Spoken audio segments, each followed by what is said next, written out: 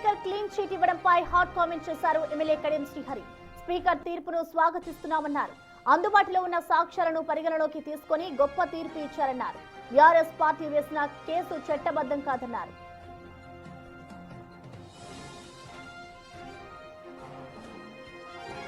దీనిపై మరింత సమాచారాన్ని మా ప్రతినిధి వాసు అందిస్తారు. వాసు. దానం నాగేందర్ కడియం శ్రీహరి విషయంలో స్పీకర్ తీర్పు ఎలా ఉండబోతుందన్న అంశానికి సంబంధించి కూడా రాష్ట్ర వ్యాప్తంగా ఉత్కంఠ కొనసాగింది. కానీ ఎవరైతే బీఆర్ఎస్ ఎమ్మెల్యేలు వేసినటువంటి పిటిషన్ను స్పీకర్ తోసిపుచ్చారు. ప్రస్తుతం మనతో పాటు మాట్లాడి కడియం శ్రీహరి ఎమ్మెల్యే ఉన్నారు. సార్, చూస్తా ఉన్నాం, ఎలా చూస్తారు సార్ స్పీకర్ తీర్పును? ఏం చెప్తారు? మామూలుగా బీఆర్ఎస్ పార్టీ ఇప్పటికీ మీ పైన అనేక ఆరోపణలు చేస్తూ ఉంది. మీరు స్పీకర్ తీర్పును ఎలా చూస్తారు? తెలంగాణ శాసనసభ స్పీకర్ గారు ఇచ్చిన తీర్పును నేను స్వాగతిస్తున్నాను. ట్రిబ్యునల్ చైర్మన్గా స్పీకర్ గారు వాద ప్రతివాదనలు విని వారి ముందున్న సాక్ష్యాలన్నింటినీ కూడా పరిశీలించి ఒక తీర్పు ఇచ్చారు. ఆ తీర్పును అందరం కూడా స్వాగతించవలసిన అవసరం ఉన్నది. బీఆర్ఎస్ పార్టీ వాళ్ళు ఆరోపణలు చేయడంలో ఆశ్చర్యపడవలసిన అవసరం లేదు. వాళ్ళకు వ్యతిరేకంగా తీర్పు వచ్చింది కాబట్టి తప్పకుండా వాళ్ళు దాడి చేసే ప్రయత్నం చేస్తారు. దాన్ని మేము పెద్దగా పట్టించుకోవడం లేదు. బీఆర్ఎస్ పార్టీకి ఈ పిటిషన్ వేసే అర్హత లేదు అనేది నా అభిప్రాయం. ఎందుకంటే పార్టీ నియమావళి ప్రకారము ముందుగా అనర్హత పిటిషన్ వేయాలనుకుంటే మాకు షోకాజ్ నోటీస్ ఇవ్వాలి, మా నుండి వివరణ అడగాలి. పార్టీ మాకు షోకాజ్ నోటీస్ ఇవ్వలేదు, మా నుంచి ఏ రకమైన వివరణ అడగలేదు. రెండవది, స్వయంగా కేటీఆర్ గారు as working president of BRS నిండు శాసనసభలో మేము 38 మంది సభ్యులం ఉన్నాము, మా 38 సభ్యులకు ప్రపోర్షనేట్గా సమయం కావాలని అడిగారు. అంటే ఆ 38 మందిలో మేము 10 మంది ఉన్నట్టే కదా. ఒకవైపు అనర్హత పిటిషన్ వేశారు, ఇంకోవైపు 38 మంది సభ్యులని చెప్పారు. మూడవది, ఒకవైపు అనర్హత పిటిషన్ వేసి బీఆర్ఎస్ఎల్పీ సభ్యునిగా నా నుండి నెలకు 5,000 రూపాయల కాంట్రిబ్యూషన్ తీసుకున్నారు. మూడవది, బీఆర్ఎస్ పార్టీకి సంబంధించిన ఏ ఒక్క విప్ను కూడా మేము ధిక్కరించలేదు. రాష్ట్ర శాసనసభలో మాకు ఏ రకమైన విప్ ఇయ్యలేదు, దాన్ని మేము ధిక్కరించలేదు. శాసనసభలో వ్యతిరేక కార్యక్రమాలకు పాల్పడలేదు.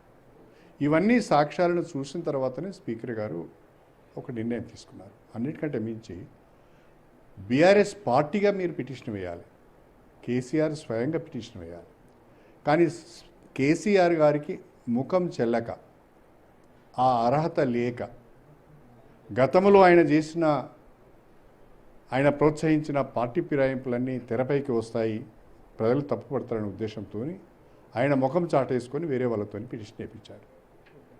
అంటే ఆ పిటిషన్ వేసినప్పుడే తెలిసిపోయింది మీకు గెలిచే నమ్మకం లేదు, లేకుంటే ఇది చెల్లదు అనేది మీకు తెలుసు. కాబట్టే పార్టీ పరంగా పిటిషన్ వేయలేదేమో అని నేను అనుకుంటున్నాను. కానీ ఇప్పుడు కేటీఆర్ గారు ఏమంటున్నారంటే ఇది ప్రజాస్వామ్యం పైన బహిరంగ దాడి అంటున్నారు. మరోపక్క స్పీకర్ ఈ ఫిరాయింపుల్ని ప్రోత్సహించడమే అంటూ ఉన్నారు. కేటీఆర్ గారు అధికారం కోల్పోయిన తర్వాత అహంకారాన్ని మాత్రం కోల్పోతలేడు.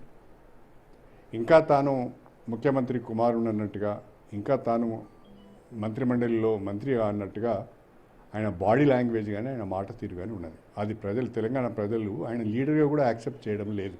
అది ఆయనకు అర్థం కావాలి. ముందుగా నేనేమంటానంటే, మీరు ప్రజాస్వామ్య విలువలు, రాజకీయ విలువలు, నైతిక విలువల గురించి మాట్లాడే ముందు మీరు 10 ఏళ్ళు అధికారంలో ఉన్నప్పుడు మీరు పాటించిన ప్రజాస్వామ్య విలువలు ఏంటి, మీరు పాటించిన రాజకీయ విలువలు ఏంటి, మీరు పాటించిన నైతిక విలువలు ఏంటి? నేను అడుగుతున్న కేసీఆర్ గారిని, 10 సంవత్సరాల కాలంలో 36 మంది ఎమ్మెల్యేలు మీ పార్టీలో చేర్చుకున్నారు. దానికి కొత్త పేరు పెట్టారు, ఆ పార్టీలో విలీనమైనవి అని. అది తప్పు. రికార్డ్స్ వెరిఫై చేయండి. పార్టీలో విలీనం కాలే, మీరు వాళ్ళకు డబ్బులు ఇచ్చి కొనుగోలు చేసి మీ పార్టీలో చేర్చుకున్నారు. రాజకీయ వ్యవస్థను తెలంగాణలో భ్రష్టు పట్టించింది కేసీఆర్ గారు. ఫిరాయింపులకు ఆద్యుడు కేసీఆర్ గారు. ఆనాడు మీకు ప్రజాస్వామ్య విలువలు, నైతిక విలువలు, రాజకీయ విలువలు గుర్తుకు రాలేదా? పార్టీ ఫిరాయించిన వాళ్ళు 2 మంత్రులు కూడా చేశారు మీరు. ఆ 36 మందిలో ఏ ఒక్కరైనా డిస్క్వాలిఫై అయ్యారా? కాలేదు. కాబట్టి ఆనాడు ప్రజాస్వామ్య విలువల గురించి, రాజకీయ విలువల గురించి, నైతిక విలువల గురించి మాట్లాడని వారు ఈరోజు ప్రజాస్వామ్యుల గురించి మాట్లాడితే ప్రజలు నవ్వుకుంటున్నారు. మీకో న్యాయం మాకో న్యాయం కాదు కదా, నువ్వు శుద్ధపూసవు కాదు కదా, నువ్వు చేస్తే సంసారం మేము చేస్తే ఇంకోటి, ఇది కరెక్ట్ కాదు. కాబట్టి కేటీఆర్ జాగ్రత్తగా మాట్లాడడం నేర్చుకోవాలి. నీ భాష ప్రజలకు నచ్చుతలేదు, నీ క్యాడర్ కూడా నచ్చుతలేదు, నిన్ను యాక్సెప్ట్ చేయడం లేదు. ఏది నేను అడుగుతున్న ఈ రోజు వరకు కేసీఆర్ గారు ఫిరాయింపుల పైన ఎందుకు మాట్లాడడం లేదు, అనర్హత పిటిషన్ పైన ఎందుకు మాట్లాడడం లేదు, ఆయన ఎందుకు బయటికి రావడం లేదు, ప్రజల ముందు బయటికి వచ్చి ఎందుకు చెప్పడం లేదు అంటే ఆయనకు ముఖం చెల్లడం లేదు.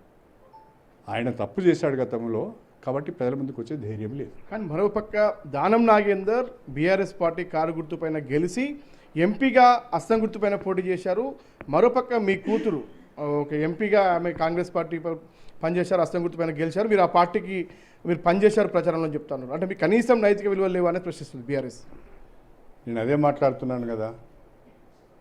మా అమ్మాయి మేజర్,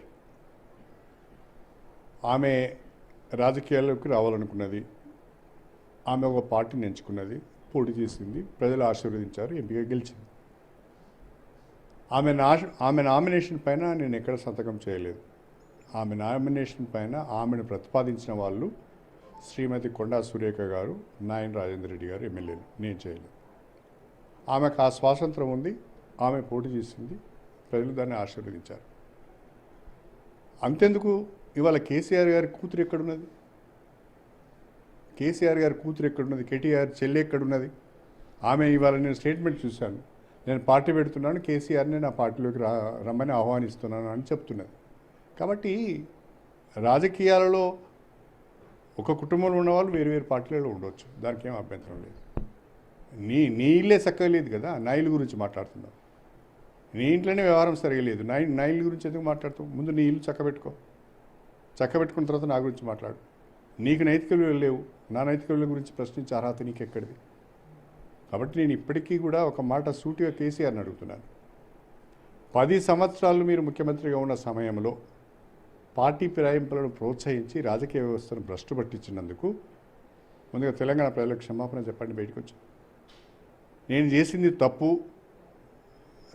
అనవసరంగా నేను పార్టీ ఫిరాయింపులను ప్రోత్సహించాను, వ్యవస్థను భ్రష్టు పట్టించాను, నన్ను క్షమించండి అని తెలంగాణ ప్రజలకు మీరు చెప్తే నేను కూడా నైతిక విలువలకు కట్టుబడి నా ఎమ్మెల్యే పదవికి రాజీనామా చేసి ప్రజాక్షేత్రంలోకి వెళ్దాం. అసలు గతంలో మొత్తం ఎల్పీ మొత్తం కూడా విలీనమైంది కాబట్టి వాళ్ళ సాధ్యమైంది వాళ్ళని జాయిన్ చేసుకోవడం, మంత్రి పదవులు కూడా ఇచ్చామని చెప్తా ఉన్నారు. పూర్తిగా తప్పండి. తలసాని శ్రీనివాస్ యాదవ్ గారు బీఆర్ఎస్లో చేరి మంత్రి అయిన రోజున టీడీఎల్పీ బీఆర్ఎస్లో విలీనం కాలేదు. అసెంబ్లీ రికార్డ్స్ని వెరిఫై చేయండి, మీ మీడియా రికార్డ్స్ని కూడా వెరిఫై చేసుకోండి. పైపెచ్చు ఆనాడున్న టీడీఎల్పీ సభ్యులు స్పీకర్ గారికి తలసాని శ్రీనివాస్ యాదవ్కి వ్యతిరేకంగా పిటిషన్ కూడా ఇచ్చారు. కాబట్టి తప్పుడు విషయాలు చెప్పి ప్రజలను తప్పుదో పట్టించే ప్రయత్నం చేయదు.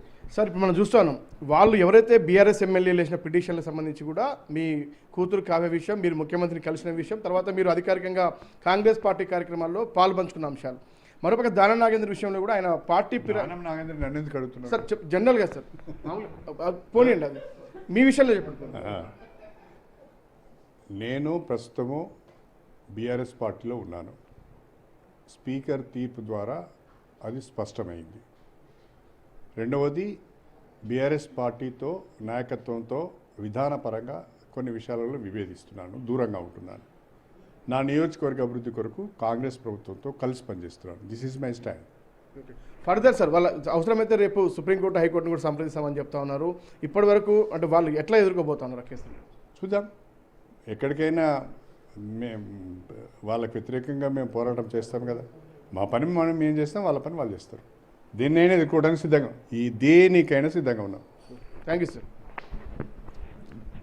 ఎస్, ఇది మొత్తం మీద చూస్తూ ఉన్నాం. ఇప్పటికైతే మేము పార్టీ ఎక్కడ కూడా కేసీఆర్ పార్టీ పరంగా పిటిషన్ దాఖలు చేయలేదు. వ్యక్తిగతంగా కొంతమంది వేసిన పిటిషన్ ఇక్కడ చెల్లదని చెప్తా ఉన్నారు. నేను పార్టీ విప్పును కానీ పార్టీ దిక్కన కానీ ఎక్కడ చేయలేదు, నేను బీఆర్ఎస్లోనే కొనసాగుతున్నాను. ఏదైతే కాంగ్రెస్ పార్టీతో కలిసి పనిచేయడానికి కేవలం నియోజకవర్గ అభివృద్ధి కోసం మాత్రమే కలిసి పనిచేస్తూ ఉన్నానని మాత్రమే స్పష్టం చేస్తారు. అయితే గతంలో బీఆర్ఎస్ పార్టీ సంబంధించి కూడా ఇటు కాంగ్రెస్ ఇటు టీడీపీ ఎమ్మెల్యేలను కూడా పార్టీలో చేర్చుకుని ఏకంగా మంత్రి పదవులు ఇచ్చింది. అంటే వాళ్ళు చేస్తే ఒకటి, మేము చేస్తే ఇంకొకటి అంటూ కూడా చాలా స్పష్టంగా కూడా కడియం శ్రీహరి చెప్తున్నారు. ఎలాంటి కేసులైనా సరే, ఎలాంటి కోర్టులైనా సరే ఎదుర్కోవడానికి సిద్ధంగా ఉన్నాం, ఖచ్చితంగా న్యాయపరంగా పోరాటానికి మేము కూడా సిద్ధంగా ఉన్నామనే అంశాన్ని ఆయన స్పష్టం చేస్తూ ఉన్నారు. Right, thank you Vasu.